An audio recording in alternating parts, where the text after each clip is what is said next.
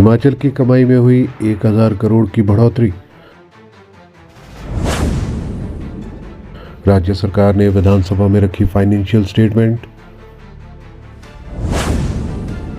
खर्चे में भी हुई 2368 करोड़ की वृद्धि। पेंशन अदायगी, जीएसटी, वाटर सेस गिरने से हालत बिगड़ी। राजकोषीय घाटा भी 12,000 करोड़ से ज्यादा होने का अनुमान।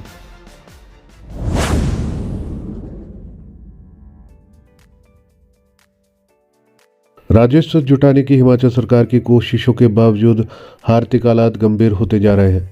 सुखविंदर सिंह सुक्खू की सरकार ने विधानसभा शीतकालीन सत्र के आखिरी दिन सदन में फाइनेंशियल स्टेटमेंट रखी। इसके जरिए इस साल के बजट के अनुमानों और 31 दिसंबर 2023 तक की स्थिति का अंतर बताया गया है। हिमाचल प्रदेश राजकोषीय उत्तरदायित्व और बजट प्रबंधन अधिनियम 2005 के तहत राजकोषीय और राजस्व घाटे का विवरण विधानसभा में रखना जरूरी है। यह स्टेटमेंट बताती है कि वर्तमान सरकार ने अपनी कमाई यानी कि राजस्व प्राप्तियों में करीब 1000 करोड़ की वृद्धि की है। यह बढ़ोतरी ज़्यादा भी हो सकती थी, लेकिन आपदा के कारण, जीएसटी और बिजली कंपनियों के ना मानने के कारण वाटर सेस कलेक्शन न होने से 772 करोड़ का नुकसान हुआ है। हालांकि केंद्रीय प्रायोजित स्कीमों में ग्रांट के जरिए पैसा 1572 करोड़ ज़्यादा आया है, जिसके कारण राजस्व प्राप्तियां 1000 करोड़ बढ़ गई है। लेकिन दूसरी तरफ खर्चे में 2368 करोड़ की वृद्धि हो गई है। दरअसल 1 अप्रैल से 31 दिसंबर के बीच की अवधि में पेंशन में ही 621 करोड़, सेंट्रल स्पॉन्सर्ड स्कीम में 984 करोड़ और अन्य मदों में 763 करोड़ अतिरिक्त सरकार को खर्च करने पड़े हैं। यह पैसा राष्ट्रीय आपदा प्रक्रिया कोष, star project, smart city mission, आत्मनिर्भर भारत और मनरेगा आदि के लिए स्टेट शेयर का खर्च है। पेंशन में कोर्ट के आदेशों के बाद होने वाले भुगतान के मामला ज़्यादा है। हालांकि ये आंकड़ा अभी ओल्ड पेंशन लागू होने के बाद का अनुमान नहीं बता रहा है।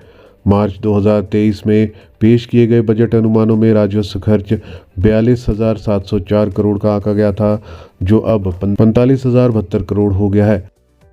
इस कारण रेवेन्यू डेफिसिट भी 4,704 करोड़ से बढ़कर 6,072 करोड़ हो गया है। हिमाचल के लिए एक चिंता की बात यह भी है कि पहली बार राजकोषीय घाटा 12,515 करोड़ से ऊपर जा रहा है। हालांकि मार्च में पेश किए गए बजट में इसे 9,900 करोड़ तक माना जा रहा था, लेकिन अब इसमें 2,616 करोड़ की वृद्धि हो चुकी है।